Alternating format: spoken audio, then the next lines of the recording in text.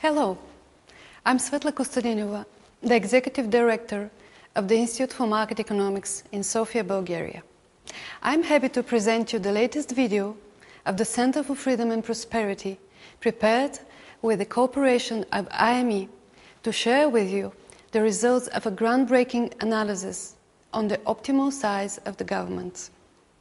The optimal size of the government is a problem that has attracted the attention of researchers for decades. Professor Arthur Laffer illustrated that there is a tax revenue maximizing tax rates, and in a similar way, other economists try to identify the government share of GDP, which maximizes GDP growth.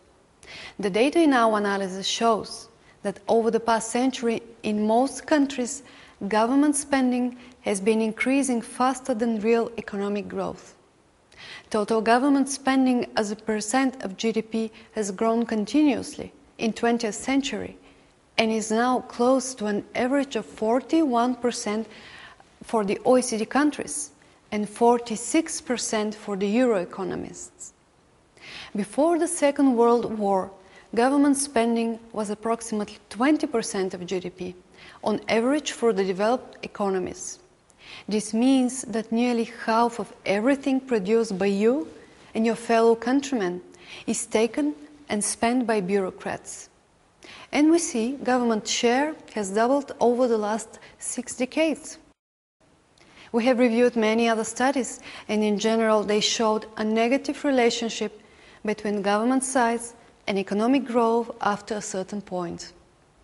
Most economists believe a larger government size than a certain optimal level has detrimental impact on economic growth due to the inefficiencies inherent in government.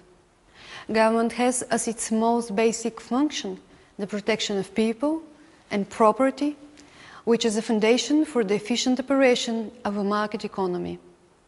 In addition, a provision of a limited set of goods and services, called public goods, such as roads and national defense, may also enhance economic growth. Professor Jim Gwartney well summarized the impact of government. He says, as governments move beyond these core functions, they will adversely affect economic growth because, first, the disincentive effects of higher taxes and crowding out effect of public investment into relation to private investment. Second, the diminishing returns as governments undertake activities for which they are ill-suited. And third, an interference with the wealth creation process because governments are not as good as markets in adjusting to changing circumstances and finding innovative new ways of increasing the value of resources. Again, as government continues to grow as a share of the economy, expenditures are channeled into less productive and later counterproductive activities, causing the rate of economic growth to diminish and eventually decline. This relationship may be depicted by an inverted U-curve. The analysis prepared by IME was on a sample of 28 countries, members of the OECD, and for the period from 1970 to 2007. We have reviewed more than 60 papers on the topic. We attempted to determine the optimal size of the government, measured as overall government spending as a percentage of GDP, which will maximize economic growth for a set of OECD countries. The results suggest that the optimal level of government spending is no greater than 25% of GDP. At this level, or less, the economy has the greatest chance to reach its maximum level of growth. Due to model and data limitations, the evidence suggests that the results may be biased upwards, and the true optimum government level is even smaller. Our results are consistent with other empirically based studies, which show that government size should not exceed the range from 20 to 30% of GDP if economic growth is to be maximized. We recognize that government spending is only a part of the impact of government on the economy. The amount and quality of government regulations and the nature of the tax system also affects economic growth.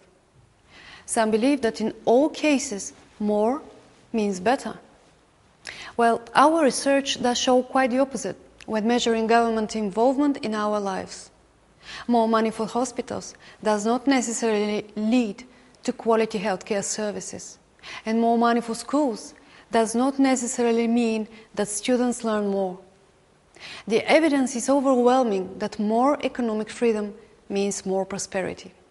The prosperity that flows from the economic freedom results in greater access to education, reduced illiteracy, increased access to higher quality health care and food supplies, and longer life expectancies.